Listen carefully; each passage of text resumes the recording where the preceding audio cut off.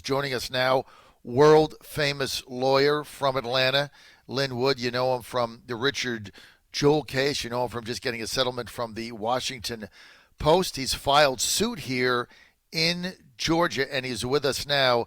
Lynn, thank you for being with us today, sir. Well, thank you for giving me the opportunity to speak with you. You're probably overlooking my home in Atlanta in Peachtree Park. Well, I am. We're on the 17th floor here. I can wave to your house, and when you get back, we're going to have you on live so we can follow this up. Lynn, tell us about the lawsuit you filed, and what exactly is it, and when do you think you're going to get a ruling? The lawsuit I filed was against the Secretary of State and other appropriate defendants, and it stems out of a March 2020 consent settlement that the Secretary of State entered into with in litigation with the Democratic Party. The Democratic Party was represented by Perkins Coie. You might also call Perkins Coie the Hillary Clinton law firm. But that consent agreement made substantive changes in the absentee voting rules. You can't do that. Mm-hmm. Only the state legislature is permitted to make a change in a federal election conducted in the state. That's been strongly suggested and will be upheld eventually by Justice Alito in Pennsylvania, even recently by a judge in California where they tried the same thing with the governor. So they changed the rules under the guise of COVID to try to increase the ability of people to vote by mail. And as a result, you've got fraud of a massive amount through the mail votes, and you've also got fraud in your computer voting machines. It's not the first time they've done this. What happened this time is Trump won by such a large margin that they had to go out and get these mail votes in the middle of the night to try to carry some of the key states. Mm-hmm. But in Georgia, the election is void and unlawful. It's going to work through the court system unless the state legislatures take action in advance of the courts. Because the election is void, there's going to have to be a new election. They can't do it for the president. They're going to have to do it through the Electoral College. But every down ballot contest is going to have to be redone. There's not going to be a runoff. There's going to have to be a new election. Wow. So, look, I just had Senator Brandon Beach on, state senator, who's called for a special session, and he said the same thing. He said, Lynn, that the General Assembly, which is the only entity, according to Georgia law, that can make this change, he said the deal that Raffensperger, the Secretary of State, made with Stacey Abrams on this mail-in ballot scam, if you want to call it that, he said they were not ever even told about it. Like, it never even went to them, or they would have said, hey, you can't do this. And now they're asking for a special session, and the governor's nowhere to be found. The governor's nowhere to be found because the governor of this state, and I don't say things lightly because I do a lot of defamation work. Yes, sir. Since the Richard Jewell case. So I don't like people making false accusations about someone else. The governor of the state of Georgia is corrupt. The lieutenant governor, I don't know about, but he certainly has been quiet, and he certainly, the only time he spoke out, he said there was no evidence of fraud. Talk to the people in the state of Georgia. That's a lie. Raffensperger is corrupt. You can always follow the money, and there's a lot of money that went down when the Dominion voting system was purchased by the state of Georgia in 2019. Follow the money. There was also a lot of money that went down when Governor Kemp bought COVID supplies, masks, gowns, and COVID test kits from China. Follow the money. There's also an interesting money trail before he appointed Kelly Loeffler as senator and after her appointment. Mm-hmm. Follow the money. The governor of the state of Georgia is corrupt. He's compromised by China money. And that's why you don't hear him out there fighting for the people of this state right now who are going to be outraged, and they already are, because they know that Trump won this state by a landslide. He won the country by a landslide. may have won all 50 states. And they're trying to steal our government because they're going to change our government. You're going to wake up in a few months and you're not going to have the United States flag over the White House. It might be the China flag. This is their effort to overthrow our government. So, Linwood, you believe that Trump, let's just focus on Georgia for a second, and then we'll go to some of the other states. But you believe that Trump won Georgia in a landslide. And how did they get these mail-in ballots in there in the middle of the night? Like, how did they do that, Lynn? They changed Georgia. They had algorithms planned in for what they thought they would need in terms of the votes. Those were baked in the computer voting system. The Dominion software.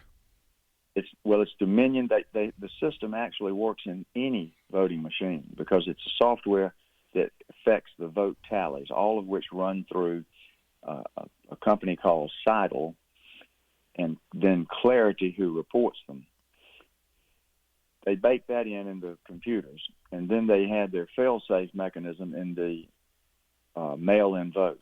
Mm-hmm. I know people have written me from all over the state where they got 3, 4, 5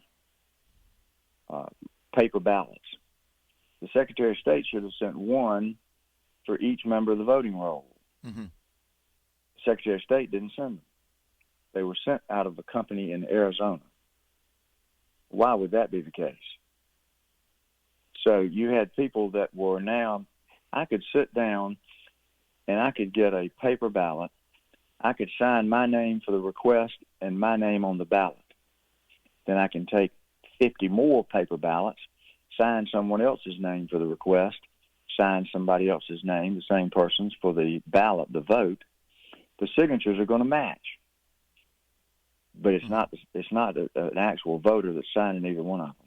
Mm-hmm. Now in this recount, they're counting in the illegal votes. They don't even have, and they're not looking at the signatures on the request. They claim they don't need to look at the letters where they came from, where they're postmarked. They're just counting the actual vote. They're going to recount the same fraud that came up in the initial election. Somebody's got it. If you wanted to go the hard route, you'd have to do an audit to parse out the legal from the illegal. You would find them. That's why they're trying to rush through under the guise of, we're going to do an audit, canvass, and recount. They're just doing a recount. Secretary of State's lying to you. They also had people that did not allow Republican spotters to watch the vote tally. They made it difficult enough when they imposed the 6-foot rule. But if you had a mask, you could sit there in Fulton County at the State Farm Arena under the guise of saying everybody's tired, let's go home. The Republican spotters went home at 10 or 10:30. The counters came back and they counted votes for 3 hours. Thousands of votes could have been changed and miscounted during that 3 hours in Fulton County alone. They claimed that it was a water main break. Find out what happened. You're going to find that there was a urinal that overflowed in the arena that morning that was fixed within an hour. The citizens of Georgia are being lied to. Mm-hmm. They're being lied to by their governor. They're being lied to by their Secretary of State, maybe others. But there's been a big move to disregard what happened to the presidential election and focus on the runoff. You're not going to win that runoff because people that voted for Donald Trump know that something was done wrong. They're not going to bother to go be fooled again and vote in that runoff. And ultimately it's not going to be a runoff. It's going to be an entire down ballot revote. So if it's a down ballot revote, then what happens to the presidential ruling? By the way, we're with a famous noted attorney, Lynn Wood, who has filed suit in federal court in Georgia over the potential, or what appears to be, a rampant fraud that went on in Georgia. So, Lynn, when you look at this, you're saying that a judge is going to say, hey, this election out, right? Whoever won, out, all over again, got to start it over. But what about the presidential? The presidential is covered by the 12th Amendment, so that the state legislature will actually make the decision on the electors and who the electors will vote for. Mm-hmm. So the presidential election can be decided in a constitutional framework by the state legislature. Every other down ballot vote's got to be redone. And there's time to do it. They can set that up. I'll tell you what they ought to do. They ought to go in and do what we used to do. You ought to go in and vote on a paper ballot, sign it, and that's it. Don't run it through a computer system where a seventh grader can hack it. It can certainly be hacked by people that are experts in this area, that are in the business of selling elections, starting out of Venezuela.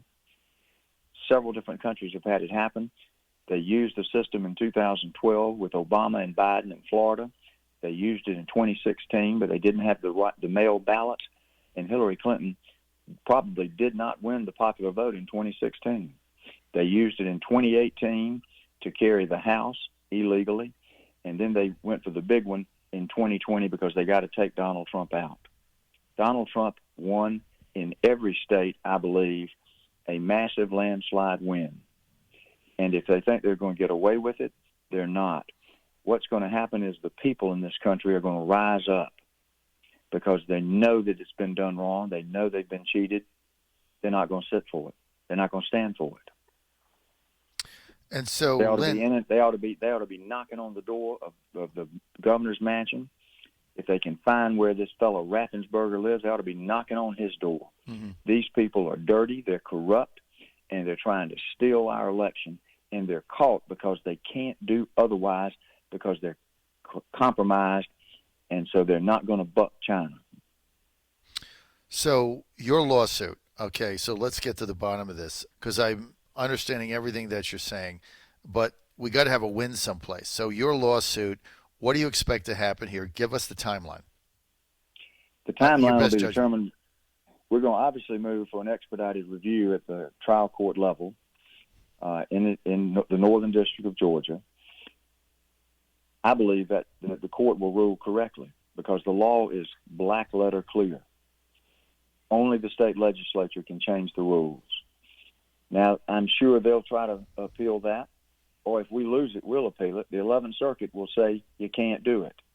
If necessary, the Supreme Court will say you can't do it.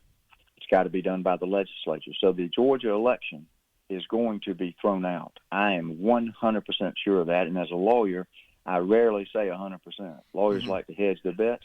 This one is a slam dunk. So the state of Georgia, the citizens can decide whether they want to be put to the expense of what's going to amount to frivolous litigation by the Secretary of State to use their tax dollars to try to defend a clearly unlawful election because he wants to cover his rear end because he's dirty. I hate to say that about somebody, but it's true, and I don't mind speaking the truth. I'll guarantee you that Brad Raffensperger and Brian Kemp would never sue me for defamation because they know I could prove that what I'm saying is true. So, Lynn, we're going to get this ruling, right? And then the Georgia election is nullified. The presidential election goes to the General Assembly. Certainly they're not going to seat the electors for Biden under this guise. So Trump is going to win the 16 electoral votes in Georgia. But then what you're saying is they're going to have to throw the entire election out, which means Congress, Senate, council people, supervisor, whatever, that all gets thrown out. And you say there's going to have to be a brand new election for everything down ballot. Is that what I'm hearing? That's what you're hearing, and that's what will have to be done. And I believe, even though I will tell you straight up, I supported Doug Collins. I believe that in a fair vote, Doug Collins won well over 50%. So then you're not going to need a runoff after where you get a legitimate election in the state. They led you to believe there was going to be a blue wave. All the polls had Biden up 10 points. Those polls were lies. They were setting you up with the idea that Biden's either going to win or it's going to be close, so that you would accept the idea that, oh my gosh, Biden won because nobody likes Trump. That is a lie. This country voted overwhelming for Donald Trump. So are there, after Georgia, Linwood, are there other lawsuits similar to this that you're going to be able to file to get a similar type of a result? I've only filed in Georgia because I filed with standing as a Georgia voter who voted in person. Got it. So I had to go through an authentication proceeding that was more stringent than the absentee ballot procedure set up by Raffensperger. Mm-hmm. That's a violation of my equal protection. Mm-hmm. But I'll be able to set the standard overall that the election was unlawful. That's going to happen, and it's happening in other states. It's happening in Pennsylvania. It's happening in California. And I would venture to say that any state where some legislature did not make the change, but a governor or a secretary of state made the change, it's going to happen there too. Mm-hmm. I don't represent the president. I don't represent his campaign.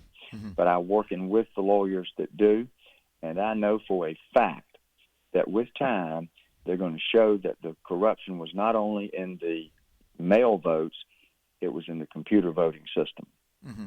So tell us about that. I'm going to stretch here a minute, Kara, over our time while we have Lynn Wood, because time with him is valuable and short. Tell us about the software Dominion system and people saying that it's a barcode system. Votes were changed. Even in Virginia, we had a count where it comes in and Trump's vote goes down where Biden's goes up because we've exactly never seen what happened. What is the integrity of this system? Explain that to us, Lynn. Well, if you want a brief description of the integrity of the system, I would say there's none, zero. We outsourced our voting systems. Lynn Wood, noted attorney. You know him from Richard Jewell case in Atlanta. You know him from the big settlement he won for the Catholic school and the young fellow against the Washington Post recently, and many, many others. He's filed suit in federal court in Georgia, and it's pretty amazing thing that's gone on. And Lynn Wood predicting that the Georgia ruling, the election will be overturned. The presidential electors will go to the General Assembly. That'll be decided there, and there'll be a new election.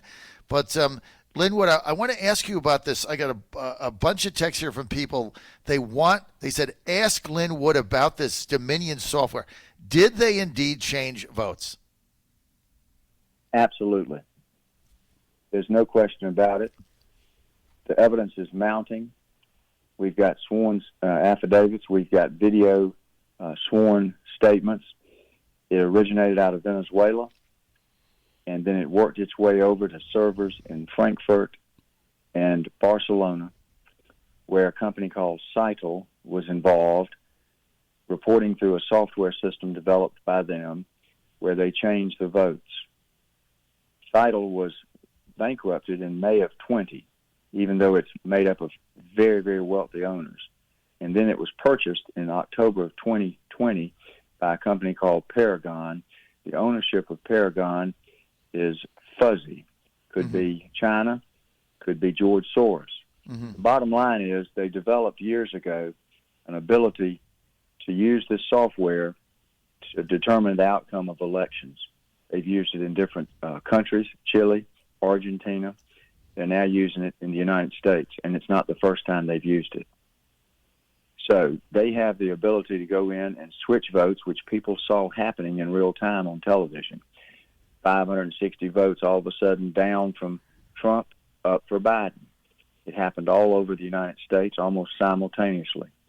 They build it in with an algorithm to build in a vote switch amount, and then in Georgia, they added the safety net of the mail-in ballots. COVID was a real flu. It was not a pandemic. They used it to force the idea that you should vote by mail so they could bake in the fraud on top of the computer system with the mail-in votes. Lynn, Lynn Wood with us, noted attorney, filed suit in Georgia. Lynn, a lot of us were shocked when we were following, because I did election night live, and we really couldn't figure this out. So I'm doing it live. I'm in D.C. We got our panel there. We got all the computers on.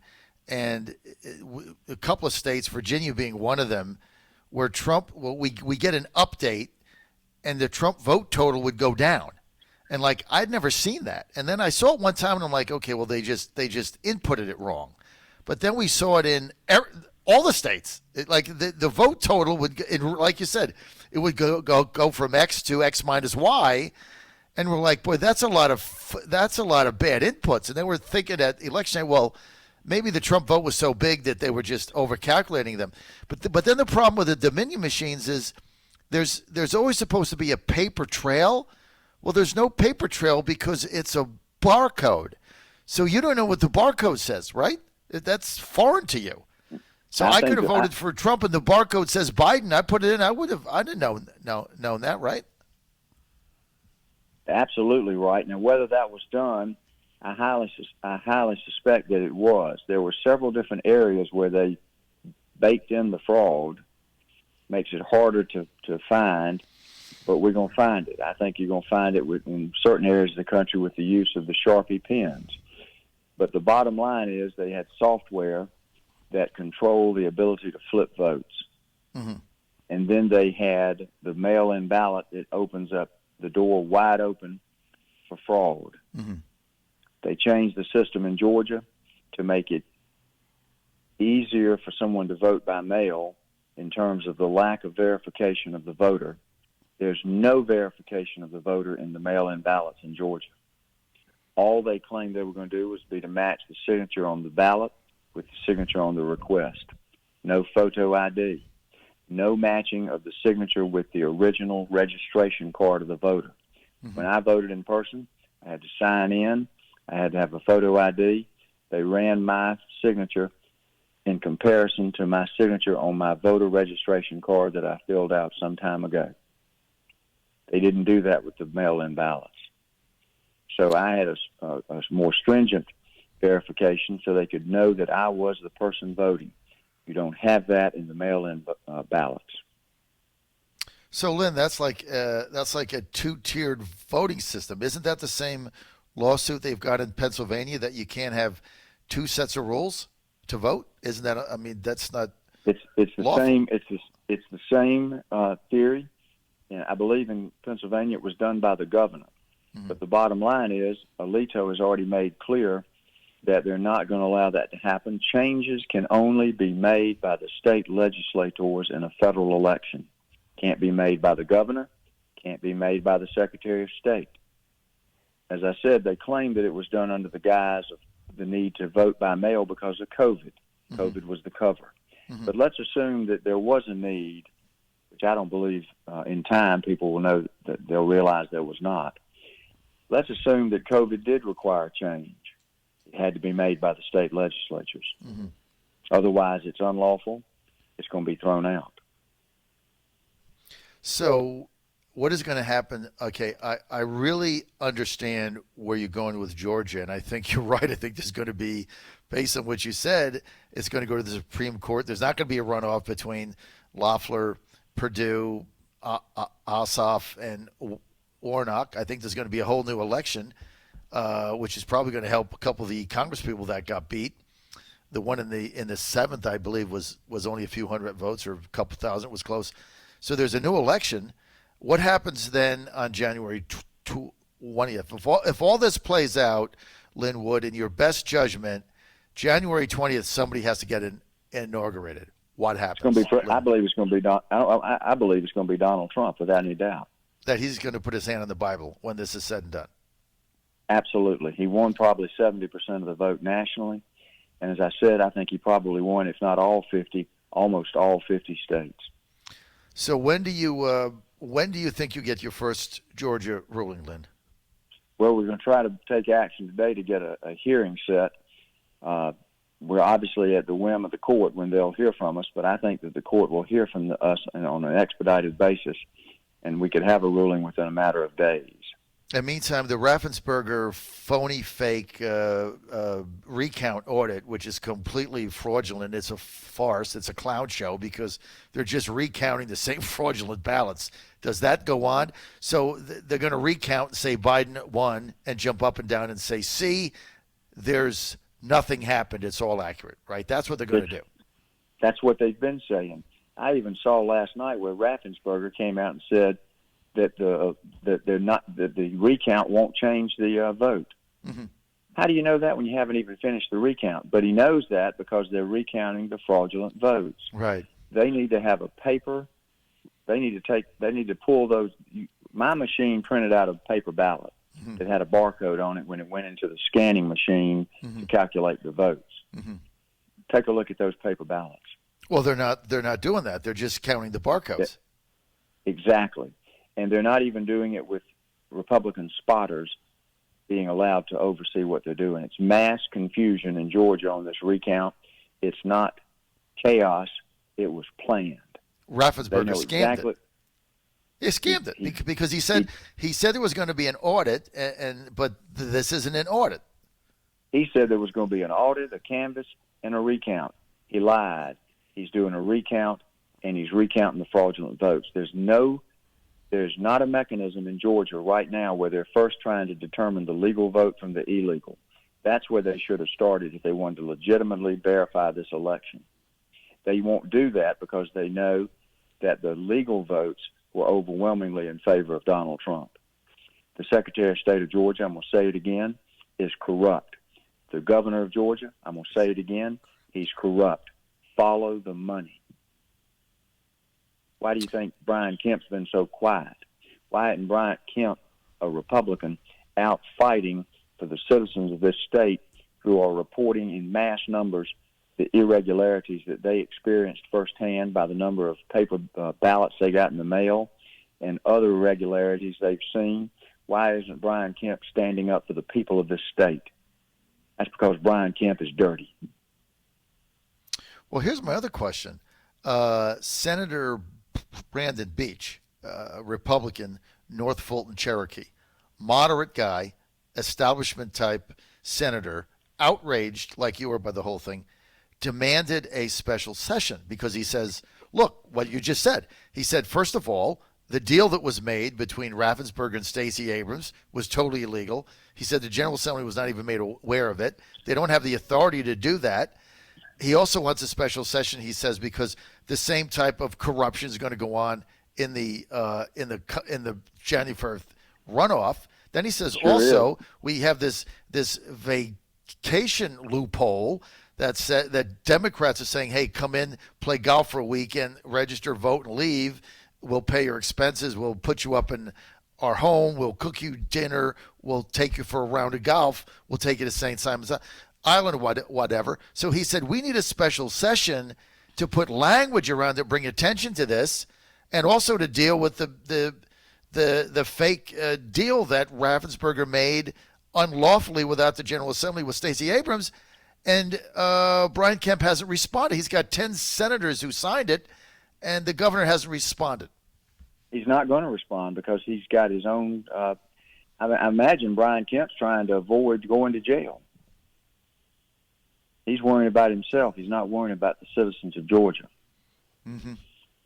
So he's in for a dime, in for a dollar. They're going to ride this out and hope they can pull it off. They want to certify the Georgia vote. It should never be certified. How do you stop it? Oh, the state legislature's got to stop it. I'm doing what I can in federal court. Other people could take my complaint, change the name of the plaintiff. Mass numbers of people could file that same lawsuit. Mm-hmm. The legislators could file it. Mm-hmm. But the state legislators have got to demand, as does the people of the state of Georgia, that Brian Kemp do his job and call a special session. Only Kemp can call it. Mm-hmm. If he doesn't call it, people in this state will not tolerate it. I'm not going to say they're going to burn down his house because I wouldn't do that to incite violence. But they're going to burn down this fraud. They're not going to sit back idly and have an election stolen from the people. So people have got to get on the phones. They got to get on their emails.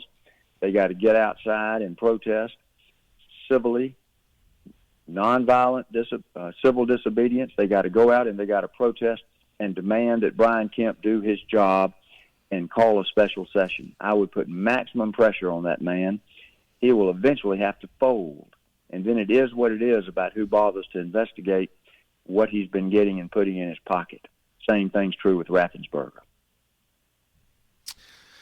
Lynn Wood, thank you for your time. Outstanding information. We're going to have you back here live when you get to town.